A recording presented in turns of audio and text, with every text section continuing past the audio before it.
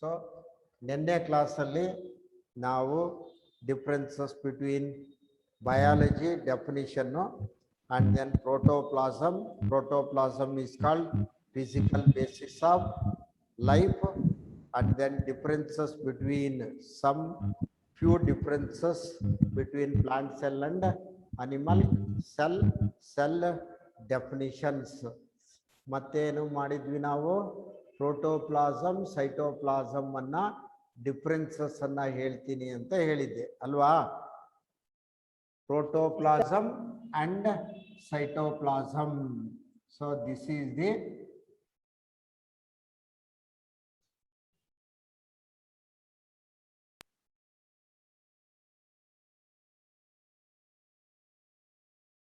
hexagonal shaped ಏನಿದು Plant cell. Plant cell. ಈ plant cell ಇರೋದ್ರಿಂದನೇ ನಾವಿವತ್ತು ಬದುಕಿದೀವಿ. ಯಾಕೆ ಬದುಕಿದೀವಿ ಹೇಳಿ? Food. It releases oxygen, sir. Plant cell Oxygen. chlorophyll pigment. By making use of chlorophyll pigment, they trap the sunlight energy. By making use of chlorophyll pigment, it can synthesize its own food by means of photosynthesis. During photosynthesis, plants use carbon dioxide and release Oxygen. That oxygen is again used by animals and plants for their respiration. So idralli this is the nucleus. What is a nucleus? What is a nucleus? Control body of cell. Yenappa? Control body of cell. Control and coordination of control and coordination of the cell. organelle control and coordination, managing director, principal of a chamber, deputy commissioner of a district, tahsildar of a taluk, Control and functional unit. boss of a cell, controlling unit. So here in the in plant cell we write nucleus on one side. Why? So this is the animal cell. Animal cell ಅನ್ನ ನಾವು ಈ ತರ ಬರೀತೀವಿ. Animal ಸೆಲ್ಗೆ ನಿನ್ನೆ ನಾವು ಹೇಳ್ದಂಗೆ definite shape size animal cell ಅಲ್ಲಿ ಇಲ್ಲ. ಆಯ್ತಾ? ಇಲ್ಲಿ ಅನಿಮಲ್ ಸೆಲ್ ಅಲ್ಲಿ we write a nucleus exactly in the center of an animal cell. Why? This is animal cell. Animal cell. This is plant cell.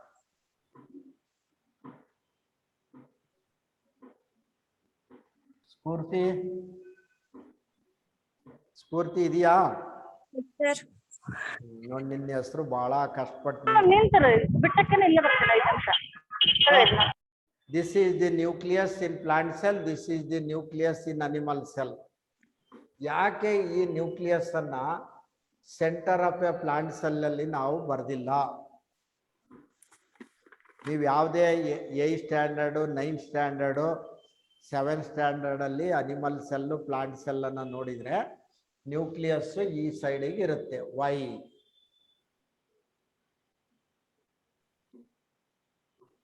ಯಾಕೆ? ನೀವು ಓದ್ ಬಂದಿರೋ ಬಯಾಲಜಿ ಮೇಸ್ಟ್ರು ಕೇಳ್ತೀರಾ ಹೈಸ್ಕೂಲಲ್ಲಿ, ಯಾಕೆ ಸರ್ ಅನಿಮಲ್ ಸೆಲ್ ಅಲ್ಲಿ nucleus centre of a cell ಇರುತ್ತೆ, plant cell ಅಲ್ಲಿ peripheral in position? Why? Do you know why? ಗೊತ್ತಿದೆ ಯಾರಿಗಾರು?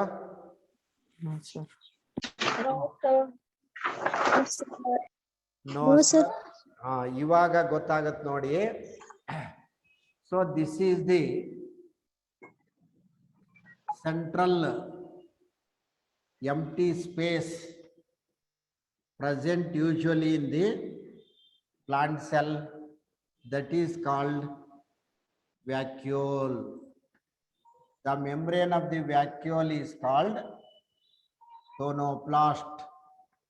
It act as plasma membrane, that is act as semi-permeable membrane. So the vacuole is an empty space usually present in plant cell. Large sized vacuole usually present in plant cell, especially in the central region. It acts as a godown for the storage of excess unwanted excretory materials, resins, gums, oils, ಟ್ಯಾಕ್ಸಿನ್ಸ್, ಈ ತರ ಜೀವಕೋಶಕ್ಕೆ ಬೇಡದೇ ಇರತಕ್ಕಂತಹ ಸಾಲ್ಟ್ಸ್ಗಳಿರ್ಬೋದು, raisins ಇರ್ಬೋದು, ಗಮ್ಸ್ ಇರ್ಬೋದು, tannins ಇರ್ಬೋದು, unwanted materials ಅನ್ನ store ಮಾಡೋದಕ್ಕೆ ಗೋಡನ್ನಿನ ತರ ಪ್ಲಾಂಟ್ ಸೆಲ್ ಅಲ್ಲಿ ಒಂದು ಎಂಟಿ ಸ್ಪೇಸ್ ಇರುತ್ತೆ. That is called vacuole. Large sized vacuoles are characteristic future of plant cell. In animal cell, vacuoles are totally absent. If present, they are smaller in size. Because of the presence of large sized centrally situated vacuole, nucleus is pushed towards the one side. ಇದು central ಜಾಗದಲ್ಲಿ ಇರೋದ್ರಿಂದ nucleus ಸ್ವಲ್ಪ ಒಂದು ಸೈಡ್ಗೆ ಸರ್ಕೊಂಡಿದೆ. Here such a type of large sized vacuole is absent. Hence nucleus is present in the central region of animal cell. ಆಯ್ತಾ? ಯಾಕೆ ಅಂತ clear ಗೊತ್ತಾಯ್ತಾ ಇವಾಗ? Yes, sir. ಗೊತ್ತಾಯ್ತು. ಇವಾಗ ನೋಡಿ, ಈಗ what is the difference between protoplasm and cytoplasm ಅಂತ ನಾವಿಲ್ಲಿ ಹೇಳ್ತಾ ಇದೀವಿ. ಪ್ರೋಟೋಪ್ಲಾಸಮಿಗೂ ಸೈಟೋಪ್ಲಾಸಮಿಗೂ ಇರ್ತಕ್ಕಂಥ ವ್ಯತ್ಯಾಸ ಏನು ಅಂತ. ಇವಾಗ this is the fluid natured living content of a cell. Fluid nature, ದ್ರವ ರೂಪದ fluid natured living content of a cell. ಇದು ದ್ರವ ರೂಪದ ಜೀವಂತವಾದ ವಸ್ತು.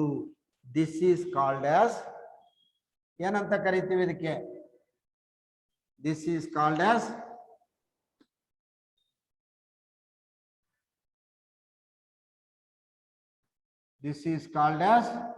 cell membrane. protoplasm. Protoplasm. A protoplasm. What is a protoplasm?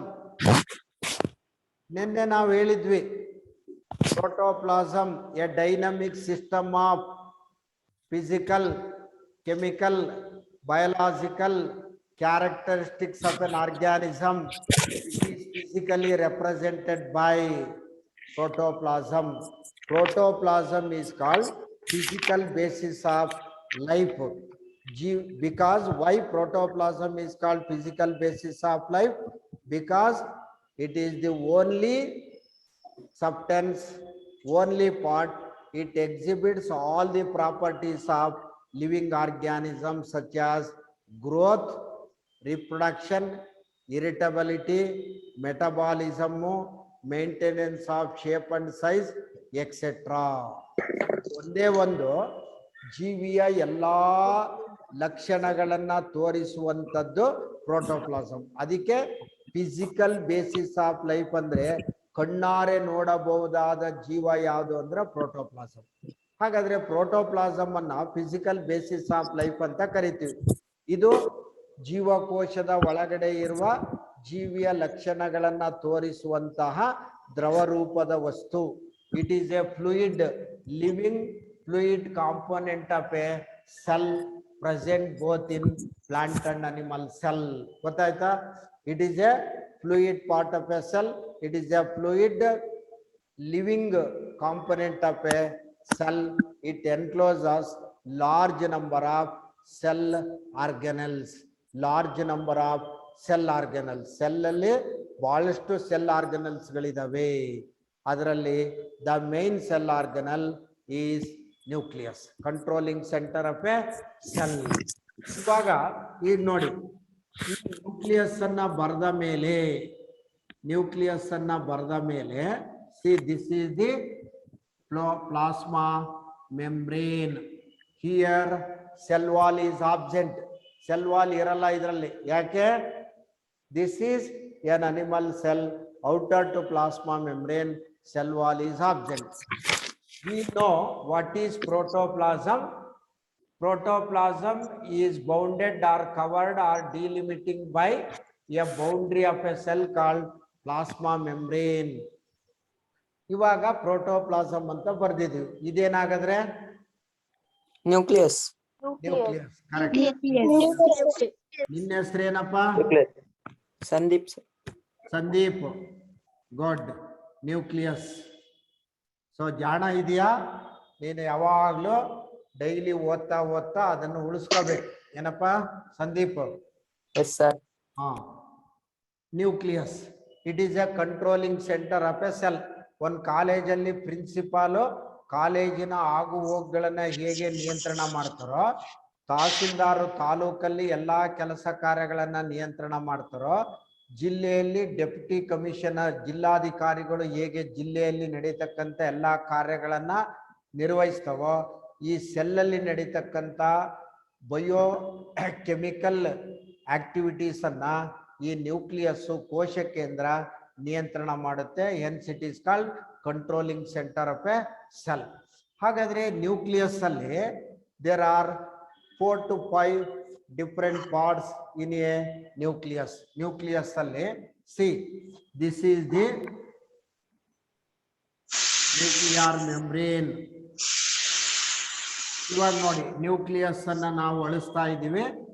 ಇದರಲ್ಲಿ ನ್ಯೂಕ್ಲಿಯರ್ ಮೆಂಬ್ರೇನ್, NM ಅಂದ್ರೆ nuclear membrane. Nuclear membrane. So ಈ nuclear membrane ಅಲ್ಲಿ ಅಲ್ಲಲ್ಲಿ ರಂಧ್ರಗಳಿದಾವೆ. ಈ ರಂಧ್ರಗಳನ್ನ ನಾವು ನ್ಯೂಕ್ಲಿಯರ್ ಪೋರ್ ಅಂತ ಕರಿತೀವಿ. The minute pores present on the nuclear membrane called nuclear pores. ಇವುಗಳನ್ನ ನಾವು ನ್ಯೂಕ್ಲಿಯರ್ ಪೋರ್ಸ್ ಅಂತ ಕರಿತೀವಿ. ನೋಡಿ NM nuclear membrane with nuclear pore. Nuclear pore ಕಾಣಿಸ್ತಾ ಇದೆಯಾ? ಈ ಕಡೆ ಬರ್ದಿರೋದು nuclear pore, nuclear membrane, nuclear pore. ಇದ್ರ ಒಳಗಡೆ ಇದೆಯಲ್ಲ ನ್ಯೂಕ್ಲಿಯರ್ ಮೆಂಬ್ರೇನ್ ನ ಒಳಗಡೆ ಏನಿದೆ? ನ್ಯೂಕ್ಲಿಯರ್ ಮೆಂಬ್ರೇನ್ ಒಳಗಡೆ ನ್ಯೂಕ್ಲಿಯಸ್. ನ್ಯೂಕ್ಲಿಯೋಲಸ್. ನ್ಯೂಕ್ಲಿಯೋಲಸ್. ನ್ಯೂಕ್ಲಿಯೋಲಸ್ ಅಲ್ಲ. Nucleoplasm. God, nucleoplasm. 100% nucleoplasm. Nucleoplasm. Nucleoplasm. God. ಈಗ ಪ್ರೋಟೋಪ್ಲಾಸಮಿಗೂ ನ್ಯೂಕ್ಲಿಯೋಪ್ಲಾಸಮಿಗೂ ಏನು ಡಿಫ್ರೆನ್ಸು?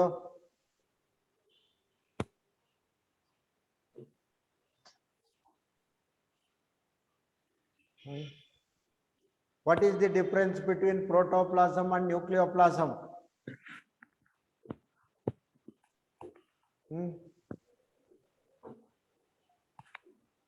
ಗೊತ್ತಿರ್ಬೇಕಲ್ಲ. ಈಗ ಚಿತ್ರ ಬೋರ್ಡ್ ಮೇಲೆ ಬರ್ದಿದೀವಿ ನಾವು. ಪ್ರೋಟೋಪ್ಲಾಸಮ್, ನೀವೇನೇ ಹೇಳಿದ್ರಿ ನ್ಯೂಕ್ಲಿಯೋಪ್ಲಾಸಮ್ ಅಂತ, ನನ್ನ ಮಕ್ಕಳು ಹೇಳಿದ್ದಾರೆ ಅಂತ ಬರೆದ್ಬಿಟ್ಟೆ. ಉತ್ತರ ಸರಿ ಇದೆ. Nucleoplasm present inside the nucleus. Nucleoplasm is present inside the nucleus. Absent ಇರ್ತದೆ sir. Nucleoplasm Present inside the nucleus. present inside the Nucleus. present inside the nucleus, present inside the nuclear membrane. Alva? Yes sir. What actually nucleoplasm? Nucleoplasm ಯಾವ ತರ ವಸ್ತು?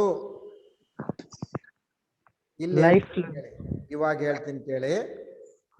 The part of protoplasm present inside the nucleus, present inside the nuclear membrane. The protoplasm of a cell covered by nuclear membrane. The protoplasm of a cell present inside the nucleus is called nucleoplasm. Right? Yes. Protoplasm of a cell present inside the nucleus. Protoplasm of a cell present inside the nuclear membrane. Nucleus na ಒಳಗಡೆ nuclear ನ membrane ಅಲ್ಲಿ protoplasm ಇದ್ರೆ ಅದನ್ನ ನಾವು nucleoplasm ಅಂತ ಕರಿತೀವಿ, right? Yes, sir. Protoplasm of a cell present inside the nucleus is called nucleoplasm. ಇವಾಗ ಹೇಳಿದ್ರಲ್ಲ, nucleoplasm consists another rounded or spherical shaped structure called nucleolus. This is called nucleolus. This is called nucleolus. See the spelling, nucleolus. What is a nucleolus?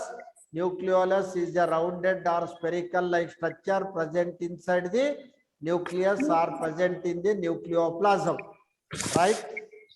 ಹಾಗಾದ್ರೆ ಇದೆಲ್ಲ ಏನಿದೆ, ಇದು nucleoplasm ಬರೆದಿದ್ದೀವಿ, nucleolus ಬರೆದಿದ್ದೀವಿ. Nucleoplasm ಅಲ್ಲಿ ಏನಿರುತ್ತೆ? Nucleoplasm ಅಲ್ಲಿ ಏನಿರುತ್ತೆ? Chromatin reticulum. ಏನಮ್ಮ? Chromatin reticulum. God, chromatin material, chromatin threads. So thread like irregularly arranged chromatin material. See, this is the chromatin threads or chromatin material, nuclear material, chromatin threads, chromatin materials, nuclear materials. ಹಾಗಾದ್ರೆ ಇವಾಗ nucleus with nuclear membrane with nuclear core, nucleoplasm with chromatin threads and nucleolus. ಈ entire structure ಅನ್ನ ಏನಂತ ಕರಿತೀವಿ? Nucleus. ಈ entire structure ಅನ್ನ ನಾವು Nucleus. Bracket ಅನ್ನ ಹಾಕಿ ಏನಂತ Nucleus. ಕರಿತೀವಿ? Nucleus. ಆಯ್ತಾ? ಹಾಗಾದ್ರೆ which are the parts present in the nucleus? Which are the different parts present in the nucleus? Nucleoplasm, Nucleoplasm, nuclear membrane, Nuclear membrane. Nuclear membrane with Nucleoplasm, nuclear core, nucleolus. nucleoplasm with the nucleolus and chromatin threads or chromatin material are the different parts of a nucleus, right? ಗೊತ್ತಾಯ್ತಾ ಈಗ? Yes, sir. ಇವಾಗ ನಾವು protoplasm ಅಂತ ಕರೆದಿದೀವಲ್ಲ, protoplasm ನ ಒಳಗಡೆ ಏನಿದೆ? Nucleus. Protoplasm ನ ಒಳಗಡೆ ಏನಿದೆ? ನ್ಯೂಕ್ಲಿಯಸ್. ನ್ಯೂಕ್ಲಿಯಸ್ ನ ಒಳಗಡೆ ಏನಿದೆ? Nucleoplasm. ಇದೆ. ಇವಾಗ ನೋಡಿ ಪ್ರೋಟೋಪ್ಲಾಸಮ್ 100% ಪ್ರೋಟೋಪ್ಲಾಸಮ್ ಇತ್ತು. ಅದರಲ್ಲಿ 25% ಯಾವ್ದಿದೆ ಪ್ರೋಟೋಪ್ಲಾಸಮ್ ಅಲ್ಲಿ? ನ್ಯೂಕ್ಲಿಯೋಪ್ಲಾಸಮ್ ಇದೆ. ನ್ಯೂಕ್ಲಿಯೋಪ್ಲಾಸಮ್. ಈಗ ನೋಡಿ, ಪ್ರೋಟೋಪ್ಲಾಸಮ್ ಮೈನಸ್ ನ್ಯೂಕ್ಲಿಯೋಪ್ಲಾಸಮ್. ಪ್ರೋಟೋಪ್ಲಾಸಮ್ ಅಲ್ಲಿ ನಾವು ನ್ಯೂಕ್ಲಿಯೋಪ್ಲಾಸಮ್ ಅನ್ನ ತೆಗ್ದಿದೀವಿ, ಇಷ್ಟನ್ನ ತೆಗಿತಾ ಇದೀವಿ. ಹಾಗಾದ್ರೆ ಇದಿದೆಯಲ್ಲ, ಇದಿಷ್ಟು ನ್ಯೂಕ್ಲಿಯೋಪ್ಲಾಸಮ್ ಅನ್ನ ಬಿಟ್ಟು ಹೊರಗಡೆ ಇರ್ತಕ್ಕಂತ ನ್ಯೂಕ್ಲಿಯಸ್ ನಾವು ಹೊರಗಡೆ ಇರ್ತಕ್ಕಂತಹ ಪ್ರೋಟೋಪ್ಲಾಸಮ್ ಅನ್ನ ನಾವು ಏನಂತ ಕರಿತೀವಿ?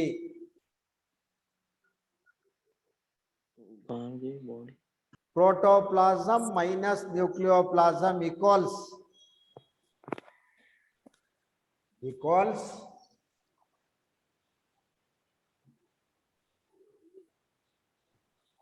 Cytoplasm.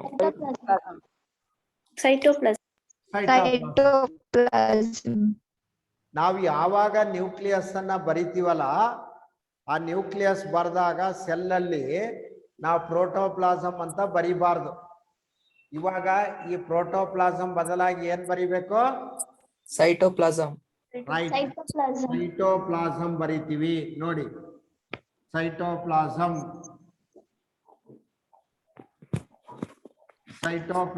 ಬರ್ದಿದೀವಿ. ಈಗ ಸೈಟೋಪ್ಲಾಸಮ್. ಹಾಗಾದ್ರೆ ಸೈಟೋಪ್ಲಾಸಮ್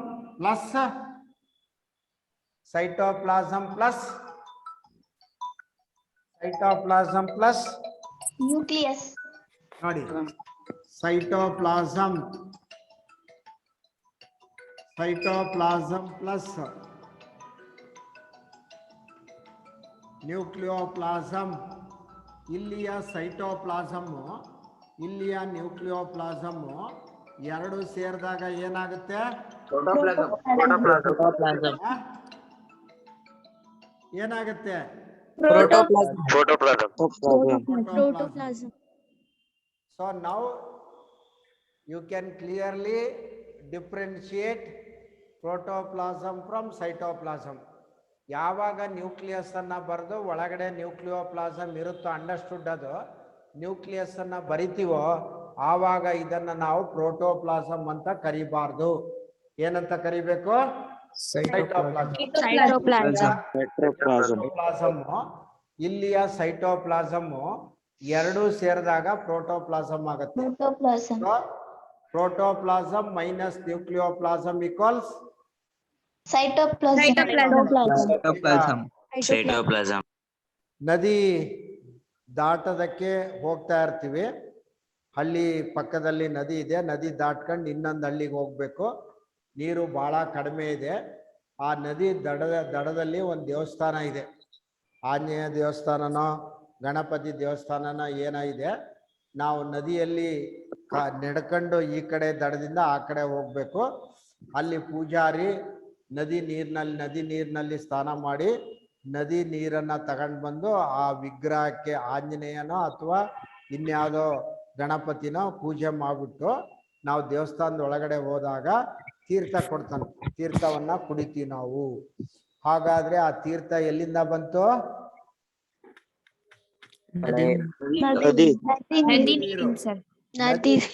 ನಾವು ಆವಾಗ ದೇವಸ್ಥಾನದ ಒಳಗಡೆ ಹೋಗುವಾಗ ನಾವೊಂದ್ 2-3 ಜನ ಹೋಗ್ತಾ ಇರ್ತೀವಿ. ಅಯ್ಯೋ, ನದಿ ದಾಟೋದ್ಕಿಂತ ಮುಂಚಿತವಾಗಿಲ್ಲ ಆಂಜನೇಯ ಸ್ವಾಮಿ ದೇವಸ್ಥಾನ ಇದೆ, ಬನ್ನಿ ಒಳಗಡೆ ಕೈ ಮುಗಿದ್ಬಿಟ್ಟು ನಾವು ಏನ್ ಕುಡಿಯೋಣ? ತೀರ್ಥ. ನದಿ ನೀರ್ ಕುಡಿಯೋಣ ಅಂತ ಅಂತೀವ ನಾವಲ್ಲಿ. ಆ ಪೂಜಾರು ನೀರ್ ಕೊಡ್ತಾರೆ, ನದಿ ನೀರ್ ಕುಡಿಯೋಣ ಅಂತ ಹೇಳ್ತೀವ ನಾವಲ್ಲಿ. ನದಿ ನೀರು ಇನ್ಸೈಡ್ ದಿ ದೇವಸ್ಥಾನ ತೀರ್ಥ. ನದಿಯಲ್ಲಿ ಹರಿತಾ ಇದ್ರೆ ಅದ ನದಿ ನೀರು. ಅದು ಇದ್ರಲ್ಲಿ ಕೊಟ್ರೆ ಪೂಜಾರಿ ನಾವು ತೀರ್ಥ ಅಂತ ಕರಿತೀವಿ. ಗೊತ್ತಾಯ್ತಾ? ಆಯ್ತು. ಉಪ್ಪಿಟ್ಟಿನ ಜೊತೆಗೆ ನಾವು ಕೇಸರಿ ಬಾತ್ ಮಾಡ್ತೀವಿ. ಸತ್ಯನಾರಾಯಣ ಸ್ವಾಮಿ ಪೂಜೆಯಲ್ಲಿ ಕೇಸರಿ ಬಾತ್ ಪ್ರಧಾನವಾಗಿ ಕೊಡ್ತಾರೆ, ಪ್ರಸಾದ ಅಂತ ಕರಿತೀವಿ ನಾವು. ಮಠಗಳಲ್ಲಿ ಊಟದ ಅಡಿಗೆ ಮನೆಯನ್ನೆಲ್ಲ ಪ್ರಸಾದ ನಿಲಿಯ ಅಂತ. ನದಿ ನೀರು ದೇವಸ್ಥಾನದಲ್ಲಿ ಕೊಟ್ರೆ ಅದು ತೀರ್ಥ. ಇಲ್ಲಿ ಪ್ರೋಟೋಪ್ಲಾಸಮ್ ಪ್ರೋಟೋಪ್ಲಾಸಮಿನ ಮಧ್ಯದಲ್ಲಿ ನ್ಯೂಕ್ಲಿಯೋಪ್ಲಾಸಮ್ ಇದ್ರೆ ಆವಾಗ ಅದನ್ನ ನಾವು ಹೊರಗಡೆ ಬರೆಯೋದು Cytoplasm. Cytoplasm plus nucleoplasm together called Protoplasm. ಇದನ್ನ ನಾವು ಫಿಸಿಕಲ್ ಬೇಸಿಸ್ ಆಫ್ ಲೈಫ್ ಅಂತ ಕರಿತೀವಿ. ಪ್ರೋಟೋಪ್ಲಾಸಮ್ ಅನ್ನ TH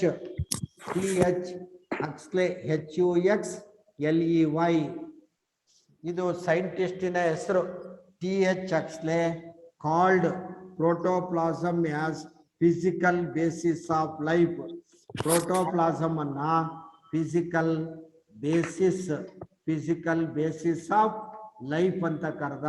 ಅಂದ್ರೆ ಕಣ್ಣಾರೆ ನೋಡಬಹುದಾದಂತ ಜೀವ ಯಾವ್ದಪ್ಪ ಅಂದ್ರೆ ಪ್ರೋಟೋಪ್ಲಾಸಮ್. ಕಣ್ಣಾರೆ ನೋಡಬಹುದು ಯಾವುದು?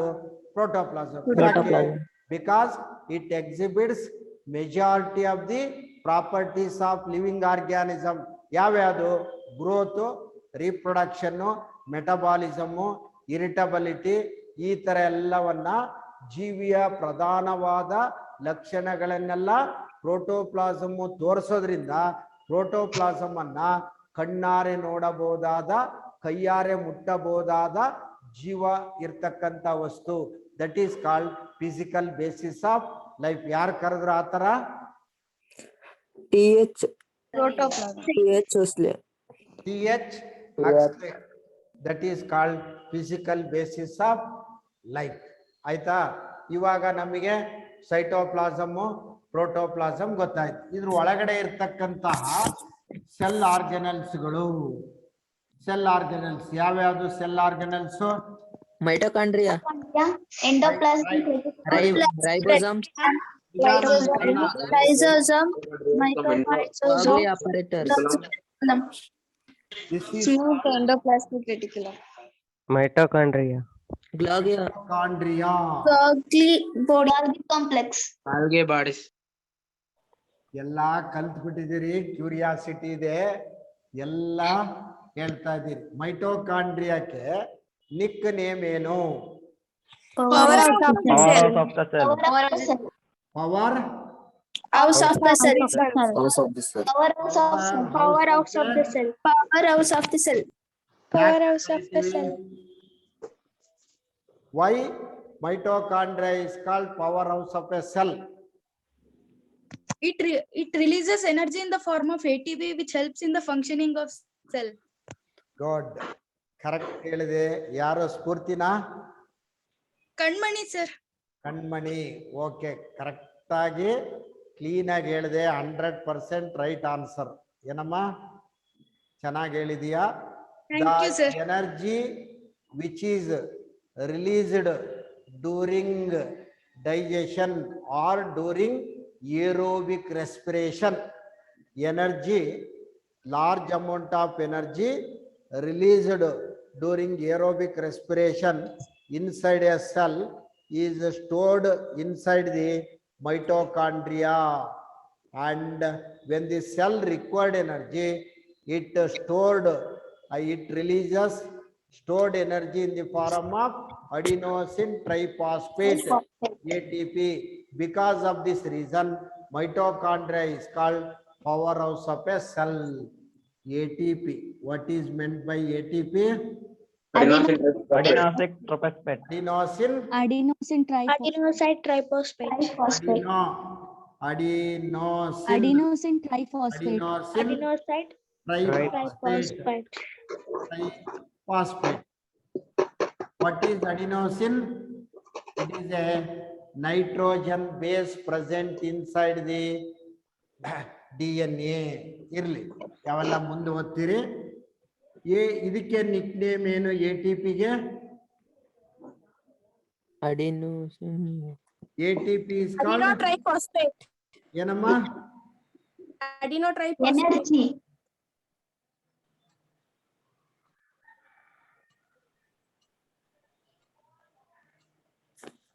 ATP is called as adenotriphosphate, Adenosine triphosphate. ಅದು Energy currency of a cell. Long form ಏನು? ಎಕ್ಸ್ಪ್ಯಾಂಡ್ ATP ಅಂದ್ರೆ ಮಗು adenotriphosphate, ಅಡಿನೋಸಿನ್ ಟ್ರೈಫಾಸ್ಫೇಟ್ ಅಥವಾ ATP ಅನ್ನ ನಾವು energy currency of a cell ಅಂತ ಕರಿತೀವಿ. Energy currency of a cell. Currency ಅಂದ್ರೆ ದುಡ್ಡು. ದುಡ್ಡು. ಕರೆನ್ಸಿ ಅಂದ್ರೆ ಏನು ಹೇಳು? Money. ಸರಿ ಇದೆ. recharge, ಹಾ, recharge, ನಿಜವಾದ. ಕರೆಕ್ಟ್. ಕರೆನ್ಸಿ ಅಂದ್ರೆ ನಿಜವಾದ, ಒರಿಜಿನಲ್ ಅಂತ. ಇದಕ್ಕೆ ಆಪೋಸಿಟ್, ಅದಕ್ಕೆ ಆಪೋಸಿಟ್ ನಿಜವಾದ ಒರಿಜಿನಲ್ಗೆ ಒರಿಜಿನಲ್. ಇದು ಒರಿಜಿನಲ್,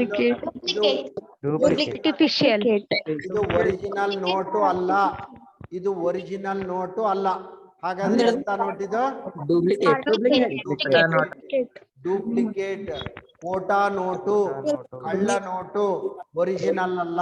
ಹಾಗಾಗಿ ಇಲ್ಲಿ ರಿಸರ್ವ್ ಬ್ಯಾಂಕಿನಿಂದ ಮುದ್ರಿತವಾದ ನೋಟುಗಳನ್ನ ನಾವು ಕರೆನ್ಸಿ ಅಂತ ಕರಿತೀವಿ. ಕರೆನ್ಸಿ ಅಂದ್ರೆ original note produced by, published by, released by reserve bank of India.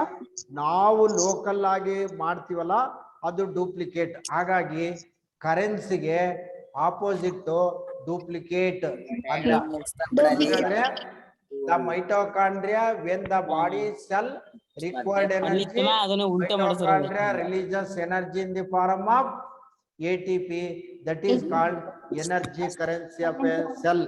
ಶಕ್ತಿಯ ಚಲಾವಣಾ ಕೇಂದ್ರ ಅಂತ ಕರಿತೀವಿ, right? So another, this is the another cell organelle. It is always arising from the outer membrane of the nucleus. That is Rough called, endoplasmic reticulum. ಏನಿದು? Rough endoplasmic Endoplasmic reticulum. Rough Endoplasmic Reticulum. Endoplasmic reticulum. ಏನ್ ನಿನ್ನ ಹೆಸರು? Endoplasmic reticulum ಅಂತ ಹೆಸರು ಹೇಳಿದಲ್ಲಮ್ಮ. ವರ್ಷ sir. ವರ್ಷ ಪೂರ್ತಿ ಇದೇ ತರ ಓದ್ಬೇಕು, ಆವಾಗ ಲೆಕ್ಚರರ್ಸ್ಗೆಲ್ಲ ಹರ್ಷ ಯಾವಾಗ ಚೆನ್ನಾಗಿ ಓದಿದಾಗ ವರ್ಷ ಪೂರ್ತಿ ಹರ್ಷ. ದಿಸ್ ಈಸ್ ಕಾಲ್ಡ್ ಆಸ್ ಏನಿದ್ರು? Endoplasmic reticulum. Endoplasmic reticulum. Reticulum, a network like structure present between the nuclear membrane and plasma membrane constitute endoplasmic reticulum.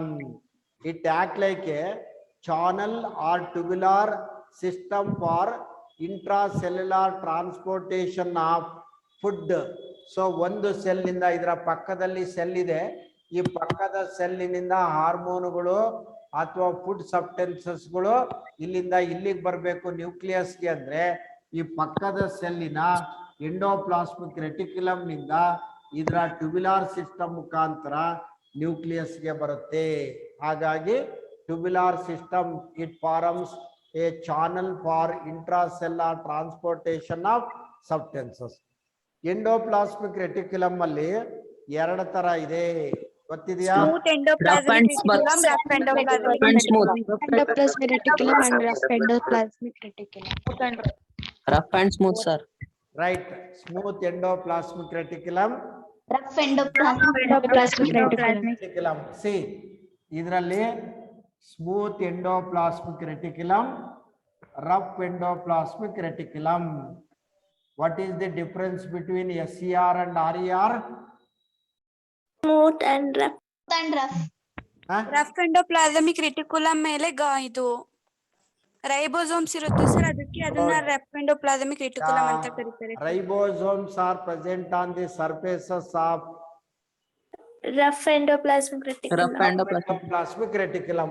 Rough ಅಂದ್ರೆ endoplasmic reticulum with ribosomes on their surface.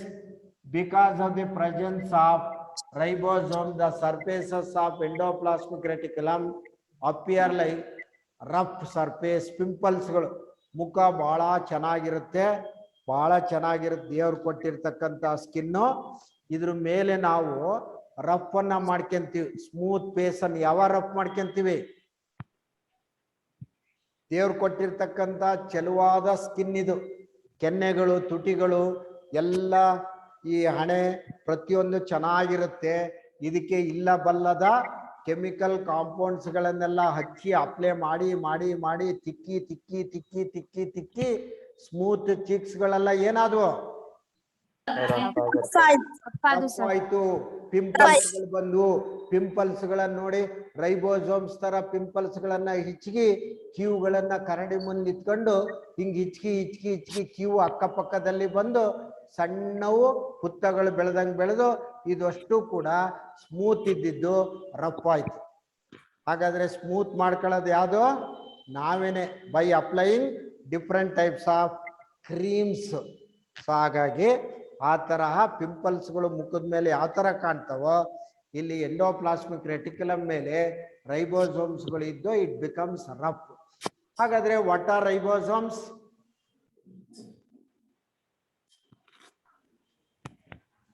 What are ribosomes? The organ which produces the protein. ಹೇಳು, correct ಇದೆ. Organ which produces the protein. It is a protein factory of a cell. Ribosomes ಅನ್ನ ಏನಂತೀವಿ? protein Protein factory. protein Protein factory factory. protein factory of a cell. Why? Because the protein synthesis takes place inside the ribosomes. ಇದರಲ್ಲಿ 70s ribosomes 80s ribosomes ಇದಾವೆ. ಇಲ್ಲಿ smooth ಅಂದ್ರೆ endoplasmic reticulum without ribosomes. ಹಾಗಾದ್ರೆ which are regarded as protein factories of a cell? Rough endoplasmic. Rough endoplasm. Rough endoplasmic reticulum. Rough Ribosome. ಅಲ್ಲ, ತಪ್ಪು ಹೇಳ್ತಾ ಇದ್ದೀರಿ. Which are regarded as protein factories of a cell? Ribosomes are regarded as protein factories of a cell. No doubt, ribosomes are present either freely in the cytoplasm of a cell. ನೋಡಿ, ribosomes ಗಳು free ಆಗಿದಾವೆ. Ribosomes ಗಳು ribosomes present on the membrane of the endoplasmic reticulum. They are tiny spherical shaped bodies. They are regarded as protein factories of a cell. Which are regarded as protein factories of a cell? Ribosomes. Which one is called as powerhouses of a cell? Mitochondria. Which one is called energy currency of a cell?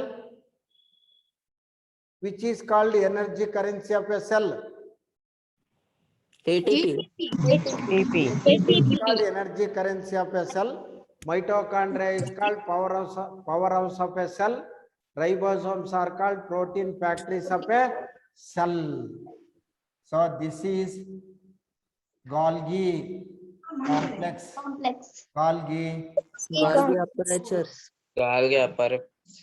Golgi apparatus.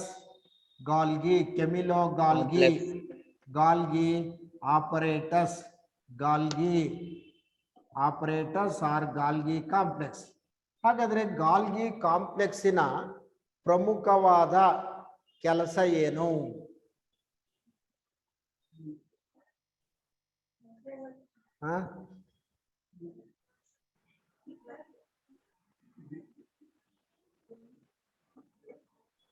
ಗೊತ್ತಿಲ್ಲ ನೋಡಿ. ಇಲ್ಲಿ mitochondria ಹೇಳುವಾಗ ನೀವು ರೈಬೋಸೋಮ್ಸು SCR RER ಹೇಳಿದಾಗ ಎಲ್ಲರೂ ಚೀರ್ಕೊಂಡ್ಬಿಟ್ರಿ.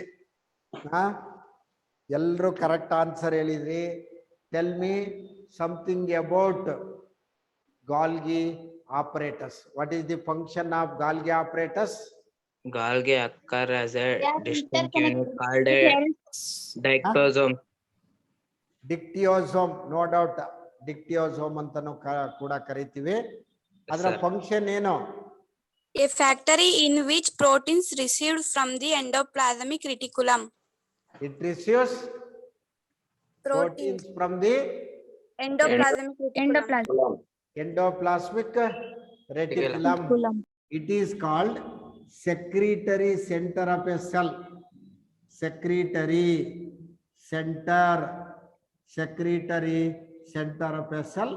Plus the main function of Golgi apparatus is the acrosome. It is an apical cap-like structure present on the tip of the human sperm. Human sperm alli nodi, this is the male gamete human sperm. So this is the head region of the human sperm. This is called neck region of the human sperm. This is called tail region of the human sperm. This is an apical cap-like structure. This is called acrosome. This is called acrosome. So just beyond the acrosome, nucleus is present. Nucleus, human sperm is male gamete human sperm. This is neck region. This is head region. This is head region, neck region and tail region. ಇಲ್ಲಿ acrosome ಇದೆಯಲ್ಲ, apical cap-like structure. It is derived from Golgi complex. ಯಾವ್ದ್ರಿಂದ ಹುಟ್ಕೊಂಡಿರುತ್ತೆ acrosome? Golgi complex. Golgi complex. Chromosome of a human sperm derived from Golgi complex. Golgi complex. ಹಾಗಾದ್ರೆ human sperm ಅನ್ನ ಏನಂತ ಕರಿತೀವಿ ನಾವು? Male gamete, ಗಂಡು ಲಿಂಗಾಣು, male gamete. ಹಾಗಾದ್ರೆ how many chromosomes are present in homo sapiens? 23 pairs. 23 pairs. 23 pairs. pairs. ಅಜ್ಜನ ಹತ್ರ ಎಷ್ಟಿದಾವೆ? 23. ಅಜ್ಜನ ಹತ್ರ ಎಷ್ಟಿದ್ದು ಕ್ರೋಮೋಸೋಮ್ಸ್? 23. 23.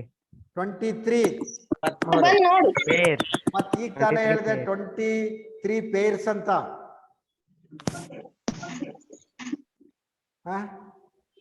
ನಿಮ್ಮ ಸರಿಯಪ್ಪ, ನಿನ್ನ ಹತ್ರ ಅಥವಾ ನಿಮ್ಮ ಅಪ್ಪಾಜಿ ಅಷ್ಟೇ, ನಿಮ್ಮ ಅಪ್ಪಾಜಿ ಹತ್ರ ಎಷ್ಟಿದ ಕ್ರೋಮೋಸೋಮ್ಸ್? 43 sir. 43. 46 sir. 46 ಇದಾವ. ಸರಿ, ನಿಮ್ಮ ಅಮ್ಮನ ಹತ್ರ 43. 46. 46. Sir. ಅಪ್ಪನ ಹತ್ರ ಈಗ ಸುಮ್ಮನಿರಿ, ನಾನು ಕೇಳ್ತೀನಿ, ಮತ್ತಿದ್ರೆ ಕ್ಲಿಯರ್ ಆಗಿ ಆನ್ಸರ್ ಮಾಡಿ. 23 sir. Chromosomes are present in your daddy? 46. How many chromosomes are present in your mummy? 46. ಅಲ್ವಾ? ಹೌದಾ ಅಲ್ವಾ? ಅಪ್ಪನ ಹತ್ರ 46, ಅಮ್ಮನ ಹತ್ರ 46 ಕ್ರೋಮೋಸೋಮ್ ಇದಾವೆ. ಉತ್ತರ ಸರಿನಾ ತಪ್ಪ? Sorry sir. Yes sir. Wrong, sir. No sir. Wrong. No sir, wrong sir. Wrong sir. Wrong. 23 sir. 23. 23. ಈಗ ಹೇಳ್ತೀನಿ, 46 ನಿಮ್ಮ ಅಪ್ಪನ ಹತ್ರ, ಅಮ್ಮನ ಹತ್ರ 46 ಇದ್ರೆ ನಿಮ್ಮ ಹತ್ರ ಎಷ್ಟಿರ್ಬೇಕು? 23. ನಿಮ್ಮ ಹತ್ರನು ಎಷ್ಟಿರ್ಬೇಕು? 46. 46. ಹಾಗಾದ್ರೆ 46 chromosomes in male gamete sperm, 46 chromosomes in female gamete egg together form zygote during fertilization. That leads to the joining of chromosomes between male and female. That leads 92 chromosomes. 92 chromosome ಇರ್ತಕ್ಕಂಥ ಯಾವುದೇ ಮಗು ಹುಟ್ಟಿದ್ರು ಕೂಡ ಅದಕ್ಕೆ ಎಕ್ಸಿಸ್ಟೆನ್ಸ್ ಇರೋದಿಲ್ಲ. ಅದಕ್ಕೋಸ್ಕರ homo sapiens or any organism maintains constancy of chromosome number. No doubt human being, a male or female, possess 46 chromosomes, but during the time of formation of male gamete and female gamete, that leads reduction of diploid 46 ಅನ್ನ diploid number of chromosome ಅಂತ ಕರಿತೀವಿ. Haploid number ಅನ್ನ ನಾವು 23 ಅಂತ ಕರಿತೀವಿ. ಅಮ್ಮನ ಅಪ್ಪಾಜಿಯ 46 ಕ್ರೋಮೋಸೋಮ್ಗಳು meiosis ಮುಖಾಂತರ 23 ಕ್ರೋಮೋಸೋಮ್ಗಳಾಗಿ, ನಿಮ್ಮ ಮಮ್ಮಿಯ 46 ಕ್ರೋಮೋಸೋಮ್ಗಳು ಮಿಯಾಸಿಸ್ ಮುಖಾಂತರ 23 ಕ್ರೋಮೋಸೋಮ್ಗಳಾಗಿ, diploid number of chromosome 46, haploid number of chromosome 23. During the time of fertilization, the male gamete sperm fuses with the female gamete egg together to form a zygote with 46 chromosomes. Such a zygote grow and develop into a new individual. ಹಾಗಾದ್ರೆ 46 ಕ್ರೋಮೋಸೋಮ್ಗಳ ಪೈಕಿ ಮಿಯಾಸಿಸ್ ಕೋಶ ವಿಭಜನೆಯಲ್ಲಿ ನಮ್ಮ ಗ್ಯಾಮೀಟ್ಸ್ಗಳು ಎಲ್ಲಿ ಮೇಲ್ ಗೋನ್ಯಾಡ್ testis, female ಗೋನ್ಯಾಡ್ ovaries ಅಲ್ಲಿ 46 ಪೈಕಿ 23, 46 ಪೈಕಿ 23 ಆಗಿ, fertilisation ಅಲ್ಲಿ 23 + 23 ಆಗಿ 46 ಕ್ರೋಮೋಸೋಮ್ ಇರ್ತಕ್ಕಂಥ ಜೈಗೋಟ್ ಆಗುತ್ತೆ. ಅದರಲ್ಲಿ XX ಇದ್ರೆ ಅದು ಹೆಣ್ಣಾಗುತ್ತೆ, XY ಇದ್ರೆ ಗಂಡು ಪಾಪು ಆಗಿ ಬೆಳೆಯುತ್ತೆ. ಆಯ್ತಾ? ಮತ್ತೇನಿದೆ? ಏನಾರು ವಿಶೇಷ ಇದೆಯಾ? No sir. ಸೊ ಹಾಗಾಗಿ ಇದು ನೀವು ಬಯಾಲಜಿಯನ್ನ ಮರ್ತಿದ್ದೀರಿ ಅಂತ ನೆನಪಿಗೋಸ್ಕರ ನಾವು ಈ ತರ ಜನರಲ್ ಆಗಿ ಬಯಾಲಜಿಯಲ್ಲಿ ಬರ್ತಕ್ಕಂಥ ಕೆಲವು ಆಸ್ಪೆಕ್ಟ್ಸ್ ಅನ್ನ ನಾವು ಡಿಸ್ಕಸ್ ಮಾಡ್ತೀವಿ. ಹರಟೆ ಅಂತ ಬರುತ್ತಲ್ಲ, ಚಂದನದಲ್ಲಿ ಫಸ್ಟ್ ಹರಟೆ ಅಂತ ಯಾವುದೋ ಒಂದು ಐಟಮ್ ಅನ್ನ ತಗೊಂಡು ಸುಮ್ಮನೆ ಎಳೆದು ಮಾತಾಡೋದು. ಹಾಗೆ ನಿಮ್ಮ ಎದುರುಗಡೆ ನಾನು ಬಯಾಲಜಿಯಲ್ಲಿ ಕೆಲವು ವಿಚಾರಗಳನ್ನ ನೀವು ಮರ್ತಿದ್ದೀರಾ ಇಲ್ವೋ ಅಂತ ನಿಮ್ಮ ಜೊತೆಗೆ ನಾನು ಮಾತಾಡ್ತಾ ಇದ್ದೀನಿ. ಇನ್ನೊಂದು 3-4 ಕ್ಲಾಸನ್ನು ಮಾಡಿದ್ಮೇಲೆ ಬ್ರಿಡ್ಜ್ ಕೋರ್ಸ್ ಅಂತ ಇದು ಮುಗಿಸ್ಬಿಟ್ಟು ನಾವು ಸಿಲೆಬಸ್ ಎಕ್ಸಾಕ್ಟ್ ಸಿಲೆಬಸ್ಗೆ ಎಂಟರ್ ಆಗ್ತೀವಿ. ರೈಟ್? Okay sir. ಓಕೆ, ಒಂದೇನೆ ಹೇಳ್ತಾ ಇದ್ದೀನಿ, ಆರಂಭದಲ್ಲಿರ್ತಕ್ಕಂಥ ಇಂಟ್ರೆಸ್ಟ್ ಕೊನೆಯವರೆಗೂ ನೀವು ಉಳಿಸ್ಕೋಬೇಕು ಅಲ್ವಾ? ಹೆಂಗೆ ಟಿಕ್ಕಿದಿರಿ ನೀವೀಗ ಅಲ್ವಾ?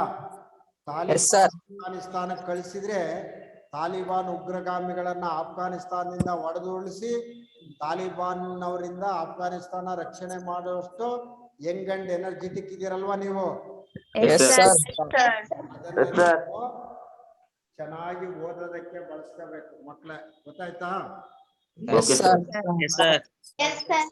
ಸಮಯ ಮುಗಿತಾ ಬಂತು. ನಿಲ್ಸೋಣ. Okay sir. ಎಲ್ಲರಿಗೂ ಧನ್ಯವಾದಗಳು. Okay sir.